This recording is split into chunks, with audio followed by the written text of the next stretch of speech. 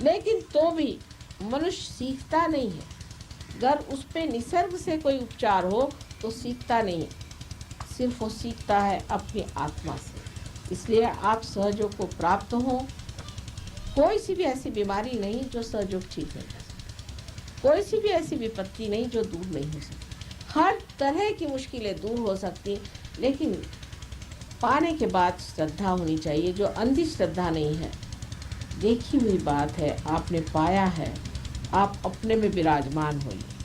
आप स्वयं अपने सिंहासन पर बैठिए, आपने पा लिया है। आप क्यों अब भी भिखारी जैसे बैठे हैं? आप आराम से समझ लीजिए कि आप परमात्मा के साम्राज्य में हैं और उसके सिंहासन पर बैठिए और उसके आशीर्वाद से पूरी तरह से बेफिक्र होकर के अपनी जिंदगी का सबसे अत्युत्तम जो कुछ भी है उसे पाइए।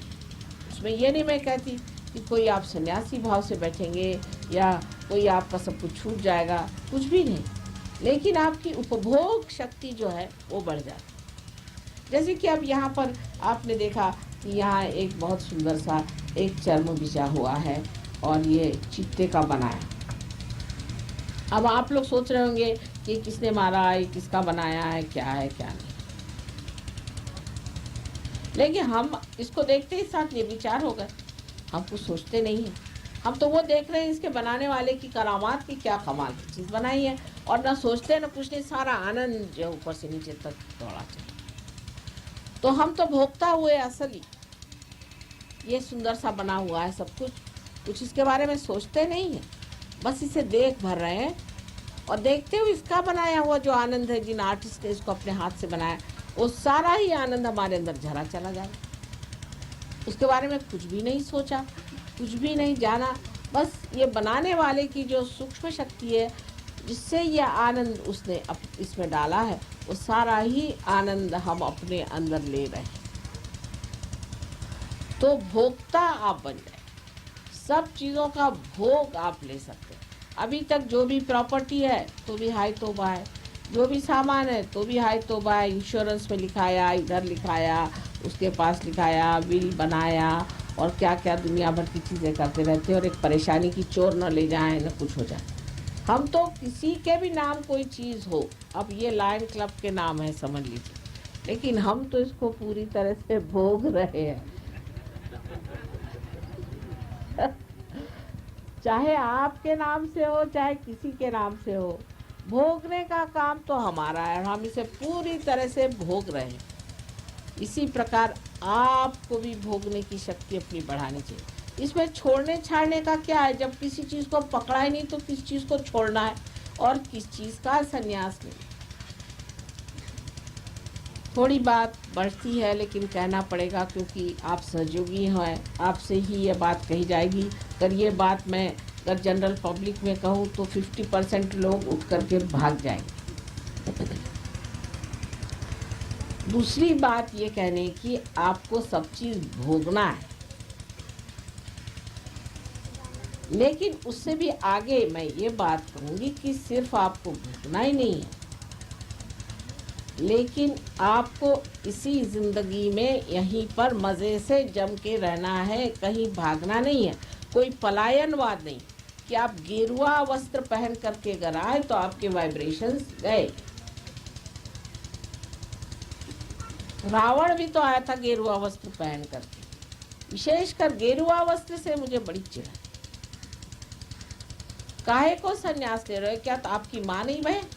आपकी माँ सामने बैठी हुई, आपको क्या मजाल है कि आप संन्यास ले लेंगे?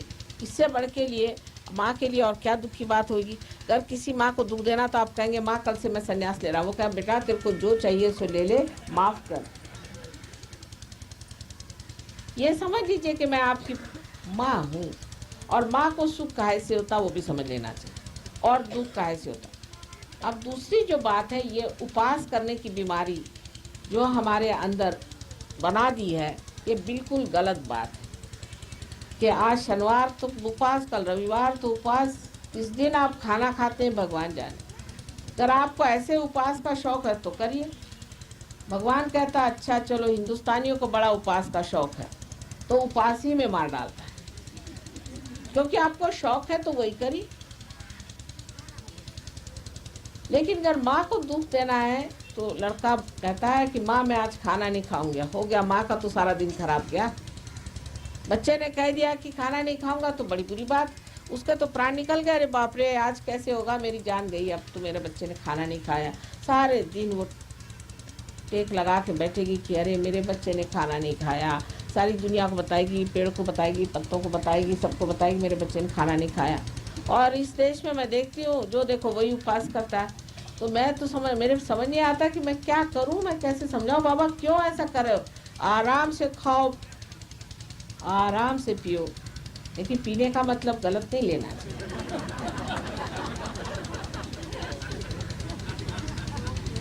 जो चेतना के विरोध में बात जाती है वो नहीं करना।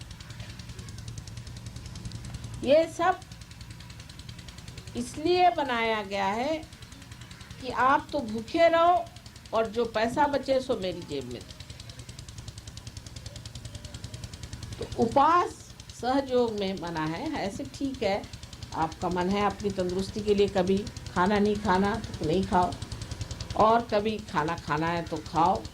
जैसे आपको कभी कहीं जाना हो किसी के घर और आपको नहीं मन कर रहा उसके घर खाना खाना, तो आप कह दीजिए मुझे उपवास है, तो ठीक है वो छोड़ देते हैं आपको। फिर इस तरह से आप उपवास करें तो हर नहीं, मतलब उपवास आप अपने लिए करिए, ये नहीं कि उपवास के लिए आप जी रहे हैं। सब चीज़ आपके हाथ में है, जब चाहे उपवास करेंगे, नहीं तो नहीं करेंगे। कौन कहने वाला है ये टाइम ऐसा है वो टाइम ऐसा है, हम तो मस्ती में बैठे हुए हैं। कोई कहेगा कि अभी खाओ तो हाँ खा लेंगे, नहीं तो नहीं खाएंगे, क्योंकि खाने की तरफ चित्त ही नहीं होना चाहिए।